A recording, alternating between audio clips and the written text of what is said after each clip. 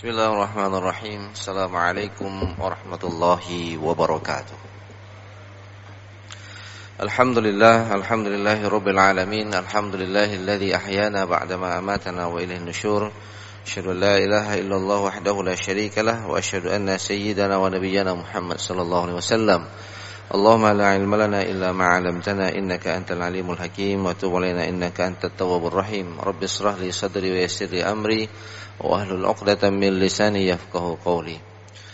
Alhamdulillah, segala puji bagi Allah Subhanahu wa taala. Pada subuh ini Allah Subhanahu wa taala masih memberikan iman, kekuatan iman dan juga kesehatan kepada kita semua. Mudah-mudahan dua kenikmatan ini selalu menambah kesyukuran kita kepada Allah Subhanahu wa taala dengan meningkatkan amal soleh dari waktu ke waktu seiring dengan semakin menuanya kita, semakin berkurangnya jatah kehidupan kita dan semakin tuanya kita. Mudah-mudahan jamaah yang dimuliakan oleh Allah, setiap kenikmatan yang Allah titipkan kepada kita menjadikan kita hamba yang pandai bersyukur. Salawat dan salam kita sanjung sajikan ke pangkuan junjungan kita baginda Nabi besar Muhammad sallallahu alaihi wasallam, Rasul yang menjadi uswah dan qudwah dalam kehidupan kita sehari-hari. Jamaah yang dimuliakan oleh Allah Subhanahu wa taala, pada subuh ini kita akan berbicara ataupun berdiskusi kaitan dengan mengelola keuangan di musim pandemi yang seperti ini. Bagaimana keluarga muslim tetap bisa bekerja, mendapatkan pendapatan, lalu juga dia tetap bisa bertahan untuk membiayai kebutuhan hidupnya yang hari ini tentunya terkadang kerja menjadi sulit, tapi pendapatan itu pasti, pengeluaran itu pasti harus dikeluarkan. Jamaah yang dimuliakan oleh Allah Subhanahu wa taala, ada keluarga muslim orang tuanya tidak punya lagi pekerjaan karena musim pandemi. Perusahaan tempat dia bekerja yang membatasi orang yang bekerja, tapi anaknya sekolah. Ketika anaknya sekolah, sekolahnya mulai dari rumah, tidak lagi ke sekolah. Tapi yang namanya pengeluaran SPP tetap harus dibayar. Nah, jemaah yang dimuliakan oleh Allah Subhanahu wa taala, pada subuh ini kita akan melihat kaidah-kaidah dasarnya. Insyaallah nanti kita lanjutkan pada subuh yang akan datang, pada minggu yang akan datang, bagaimana kemudian kita mengelolanya. Nah, jemaah yang dimuliakan oleh Allah Subhanahu wa taala, sebenarnya Allah Subhanahu wa taala di dalam Al-Qur'an itu sudah jauh-jauh hari menyuruh kita sebagai seorang muslim untuk melakukan berbagai perencanaan sejak dari awal. Nah, jemaah yang dimuliakan oleh Allah, para pendengar Radio Baitur Rahman, Radio RRI yang dimuliakan oleh Allah Subhanahu wa taala, di dalam surah Al-Hasyr ayat 18, ada pandemi tidak ada pandemi, ada musibah tidak ada musibah, sebuah perencanaan itu harus kita lakukan. Allah Subhanahu wa taala mengatakan, ya ayyuhalladzina amanu taqullaha wal tanzur nafsum ma qaddamat lighad wattaqullaha innallaha khabirum bima ta'malun. Hai orang-orang yang beriman, bertakwalah kamu kepada Allah, wal tanzur nafsum ma qaddamat lighad. Hendaknya engkau membuat perencanaan terhadap masa yang akan datang. Wattaqullaha innallaha khabirum bima ta'malun. Bertakwa kamu kepada Allah. Jadi kalau kita fahami secara sederhana ayat ini bahwa melakukan perencanaan terhadap sesuatu yang akan terjadi di masa yang akan datang, itu bahagian daripada ketakwaan kita kepada Allah Subhanahu wa taala. Memang Bapak Ibu yang berbahagia, secara sederhana kalau kita meninggal dunia, lalu kita tanya, bagaimana nanti anak kita melanjutkan kehidupan? Jawabannya secara akidah sederhana, anak kita membawa rezekinya masing-masing. Contoh sederhana mungkin kita rasakan hari ini. Ketika orang tua kita meninggal dunia, tidak meninggalkan warisan. Pertanyaan berikutnya, apakah kita miskin? Jawabannya tidak. Rezeki itu tetap ada selama kita masih bernyawa. Maka jemaah yang dimuliakan oleh Allah, dua hal yang tidak pernah kita boleh takut, tidak pernah boleh gusar, tidak perlu difikirkan. Yang pertama adalah masalah takdir kematian. Kalau kita berani mati, kalau nak mati juga enggak mati. Kalau kita takut mati, sampai waktunya kita akan mati. Nah, sekarang yang perlu kita buat persiapan menuju kematian, pasca kematian. Apakah kita bertemu dengan Allah, na'udzubillah, ataupun kemudian kita masuk dalam neraka jahanam. Jadi amal yang kita lakukan. Terkait masalah rezeki seperti itu juga. Di dalam banyak ayat Allah Subhanahu wa taala mengatakan bahwa rezeki seseorang itu sudah ditentukan oleh Allah Subhanahu wa taala. Wa ma min dabbatin illa 'alallahi rizquha. Jadi semua yang melata, semua yang bergerak di atas dunia ini, apakah dia manusia, apakah dia binatang, itu sudah ditentukan rezekinya. Di dalam ayat yang lain misalnya Allah mengatakan innallaha yabsutur rizqa li'ibadihi wa yaqdir. Allah itu memudahkan rezeki seseorang, membuka keran rezekinya sehingga rezekinya banyak masuk, ataupun kemudian membatasi rezekinya. Maka nanti kita dapatkan ada orang yang punya harta banyak, ada orang yang kemudian mempunyai harta yang agak terbatas. Nah, jamaah yang dimuliakan oleh Allah, jadi sebenarnya ayat ini menyuruh kita untuk membuat perencanaan jika kemudian ada musibah dengan orang tuanya, bagaimana kemudian anak-anaknya melanjutkan kehidupan. Di dalam ayat yang lain, jemaah yang dimuliakan oleh Allah, ini menjadi landasan kenapa kemudian perencanaan keuangan itu menjadi sangat penting. Wal yakhshal ladzina law taraku min khalfihim dzurriyyatan dhi'afa khafu 'alaihim falyattaqullaha wal yaqulu qawlan sadida. Jemaah yang dimuliakan oleh Allah Subhanahu wa taala, ayat ini juga mengajarkan kepada kita wal yakhshal ladzina law taraku min khalfihim dzurriyyatan dhi'afa. Hendaknya kamu takut meninggalkan generasi kamu di masa yang akan datang dalam keadaan lemah. Apakah lemah dari sisi fisiknya ataupun juga lemah dari sisi finansialnya.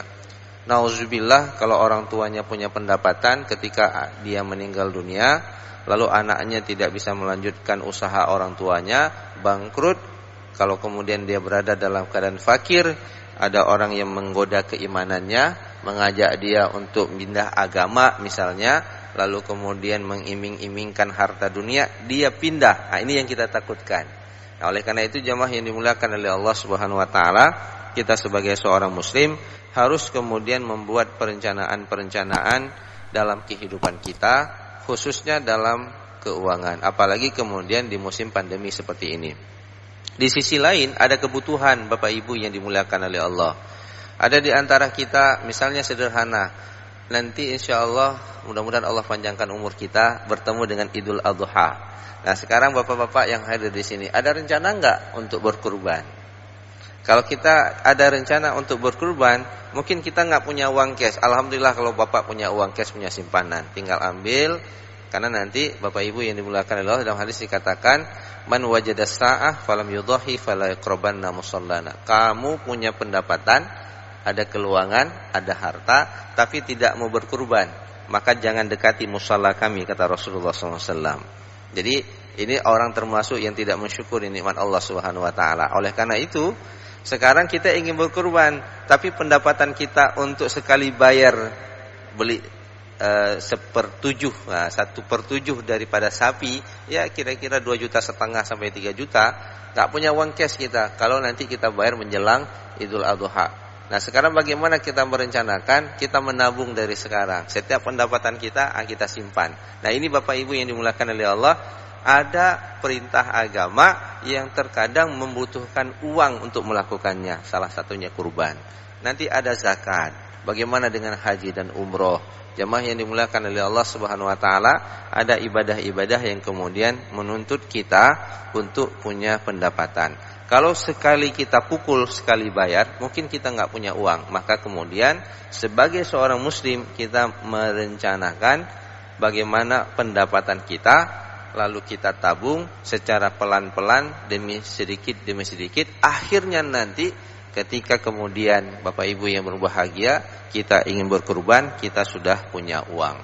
Jemaah yang dimuliakan oleh Allah Subhanahu wa taala, belum lagi bagi keluarga muslim yang muda, kapan dia punya rumah, kapan dia pindah dari rumah mertuanya, bagaimana dia punya anak, di mana dia menyekolahkan anaknya, maka kemudian ini menjadi sangat penting bagi seorang muslim untuk merencanakan keuangannya.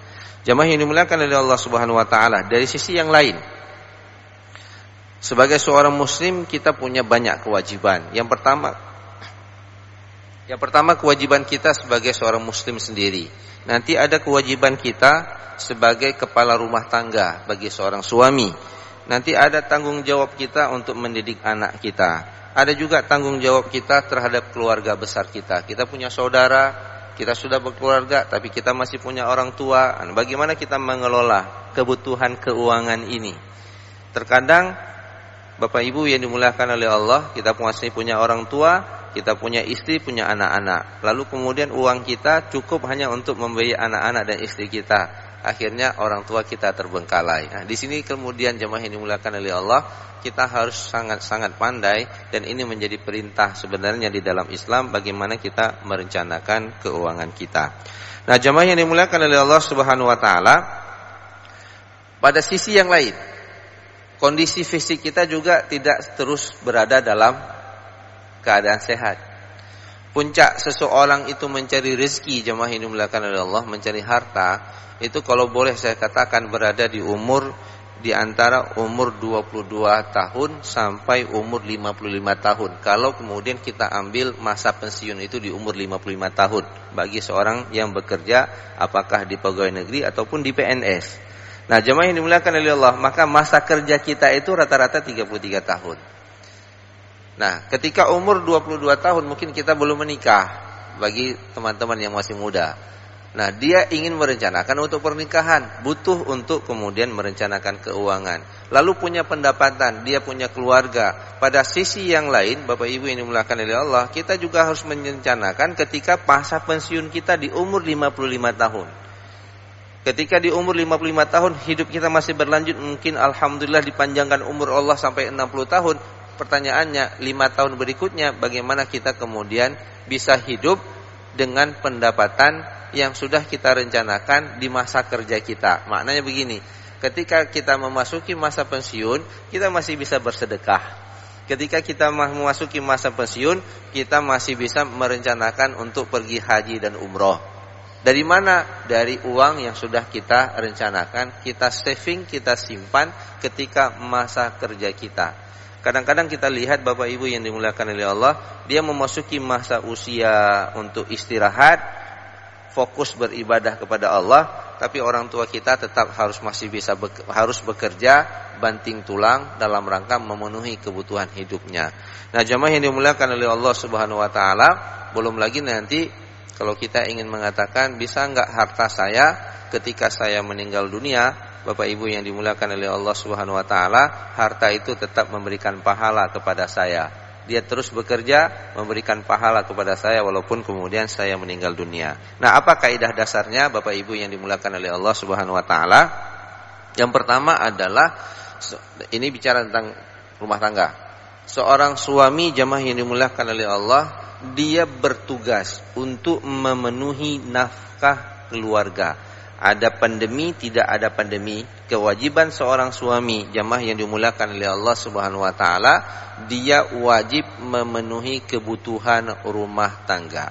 Kenapa? Karena Allah berikan kelebihan kepadanya. Ar-rijalu qawwamuna 'alan nisa bima faddalallahu ba'dhum 'ala ba'din wa bima anfaqu. Jadi suami dalam rumah tangga bertanggung jawab. Tidak ada alasan. Ini kan musim pandemi, nggak ada lagi uang. Tingkat perceraian juga bertambah. Kenapa? Karena Bapak Ibu yang dimuliakan oleh Allah, pendapatan dalam keluarga berkurang. Sebagaimana minggu yang lalu yang sudah kita bahas, kewajiban kita berikhtiar. Seorang suami harus bekerja, harus keluar dari rumah, ada pandemi ataupun tidak. Cuman prokes harus dijaga, protokol kesehatan harus dijaga. Karena nikmat yang paling besar itu adalah kesehatan.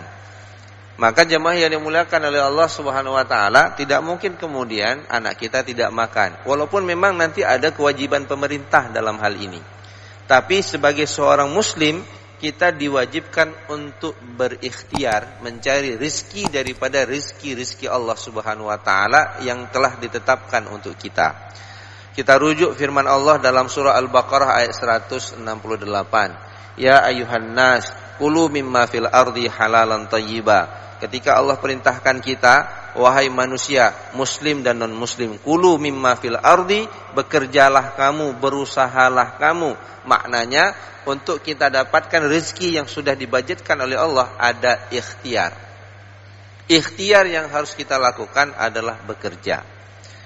Lalu kemudian, bagaimana kalau kita beriman? Al-Baqarah 172. Allah juga katakan, ya ayyuhalladzina amanu kulu min thayyibat. Halalnya dibuang. Tapi kata-kata kulu tetap untuk muslim dan non-muslim, Allah pakai kata-kata kulu, tetap bekerja, tetap berusaha. Tapi kemudian ketika Allah memanggil orang-orang yang beriman, juga kata-kata kulu dipakai oleh Allah Subhanahu wa taala. Jadi maknanya apa? Berusaha bekerja itu sebuah tuntutan keimanan. Lalu tarkib berikutnya, kriterianya kalau orang manusia dipanggil halalan thayyibah, tapi ketika orang beriman halalnya dibuang. Ada dua makna di sini. Apabila di dalam Al-Qur'an Allah sudah mengandingkan dua kata halalan thayyibah, lalu dibuang salah satunya, maka salah satunya itu masuk ke dalam yang kedua. Jadi ketika Allah mengatakan ya ayyuhalladzina amanu kulu min thayyiban, hai orang-orang yang beriman, bekerjalah, carilah yang baik-baik, itu maknanya halal sudah ada di situ. Karena Allah tidak mengulang, halalan thayyibah. Maka seorang beriman sudah pasti mencari halal lagi baik. Lalu yang kedua, karena dipanggil orang beriman, maka bicara halal itu tidak lagi menjadi penting. Karena orang beriman sudah pasti memastikan pekerjaannya, dia mencari rezeki itu halal. Nah, jamaah yang dimuliakan oleh Allah Subhanahu wa taala, jadi dalam musim pandemi seperti ini, kewajiban kita sebagai seorang muslim, khususnya para suami, tidak ada istilah kecuali kemudian dia harus bekerja, berikhtiar untuk mencari rezeki Allah yang kemudian diberikan kepada istri dan anak-anaknya di dalam keluarga. Kemudian jemaah yang dimuliakan oleh Allah Subhanahu wa taala, ini kaidah dasarnya, seorang istri bertanggung jawab mengelola urusan rumah tangga. Jemaah yang dimuliakan oleh Allah Subhanahu wa taala, wal mar'atu ra'iyatun fi baiti zawjiha wa mas'uliyatun an ra'iyatiha. Jadi seorang perempuan, seorang istri bertanggung jawab mengelola keuangan yang diberikan oleh seorang suami untuk istrinya dan anak-anaknya. Sehingga jemaah yang dimuliakan oleh Allah Subhanahu wa taala, Rasulullah sallallahu alaihi wasallam di dalam satu hadis itu mengungkapkan, karena nanti seorang istri dalam mengelola keuangan rumah tangga, maka sangat tergantung bagaimana seorang istri melakukan perencanaan terhadap pembiayaan kebutuhan rumah tangga. Rasulullah mengatakan begini, wa idza anfaqatil mar'atu min ta'ami baitiha ghaira mafsadatin kana laha ajraha. Apabila seorang istri, jemaah yang dimuliakan oleh Allah, membelanjakan kebutuhan keluarganya dengan hemat, bukan kikir, dengan hemat, maka ia mendapatkan pahala dari perbuatannya tersebut. Jadi ini kan suami sudah bekerja, dia berikan uang sebagai nafkah kepada istri dan anak-anaknya. Lalu ibu-ibu yang ada di rumah itu mengelola dengan hemat dan cermat. Tidak ada yang mubazir, tidak ada yang terbuang, maka perbuatan itu mendatangkan pahala. Sebagaimana kata Rasulullah, sama sebagaimana pahala seorang suami yang keluar rumah berusaha untuk mendapatkan uang. Seorang suami, kemarin kita sudah bahas, apabila dia bekerja, dia keluar dari rumah, maka dia berada di medan jihad. Dia mendapatkan pahala jihad sampai dia pulang ke rumah. Jemaah yang dimuliakan oleh Allah, lalu dari sisi pendapatannya diberikan kepada istrinya, dikelola secara hemat, tidak ada yang mubazir, tidak ada yang terbuang. Maka jemaah yang dimuliakan oleh Allah, ibu-ibu yang ada di rumah itu juga mendapatkan pahala sebagaimana seorang suami bekerja di luar rumah. Nah, jemaah yang dimuliakan oleh Allah Subhanahu wa taala, ini tiga kaidah dasar yang harus kita pahami bagaimana kemudian kita mengelola keuangan. Suami wajib bekerja, dia harus berusaha. Nanti kita akan bahas. Ya, tadi Masya Allah imam kita membaca surah Ibrahim yang menceritakan tentang perintah Allah kepada Nabi Ibrahim yang begitu banyak. Lalu kemudian dia menyempurnakan dengan kata fa'atammahunna wa idzi betala Ibrahimu bikalimatin fa'atammahunna. Perintah yang Allah berikan kepada Nabi Ibrahim itu banyak sekali. dan di luar perintah kemanusiaan. Maksudnya nggak masuk dalam logika. Fa atammahunna, disempurnakan oleh Nabi Ibrahim. Nanti kita lihat bagaimana Nabi Ibrahim ketika dia nggak punya harta, dia dihadapi dengan pilihan-pilihan yang sulit, tapi karena keinginan dia menyempurnakan perintah Allah, Allah datangkan bantuan. Begitu juga nanti ketika kita menghadapi pandemi. Boleh jadi ekonomi terjadi resesi, Bapak Ibu yang dimuliakan oleh Allah, ekonomi yang resesi, tapi iman kita jangan resesi karena kita masih punya Allah. Nanti Allah punya cara mendatangkan rezeki sebagaimana Allah datangkan rezeki kepada Nabi Ibrahim alaihissalam.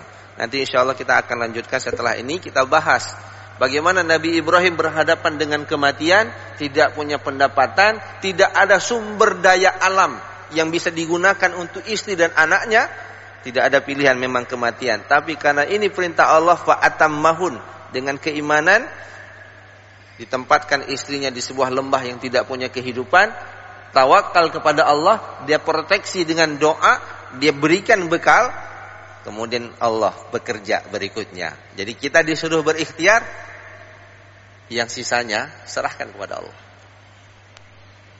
Maksimalkan usaha kita, sisanya serahkan kepada Allah Subhanahu wa taala. Nah, jemaah yang dimuliakan oleh Allah Subhanahu wa taala, jadi seorang suami jangan ada istilah, ini susah kali Pak karena ibu pandemi Bu, enggak ada uang. Jadi akhirnya dibiarkan anaknya terbengkalai. Enggak ada urusan, Pak.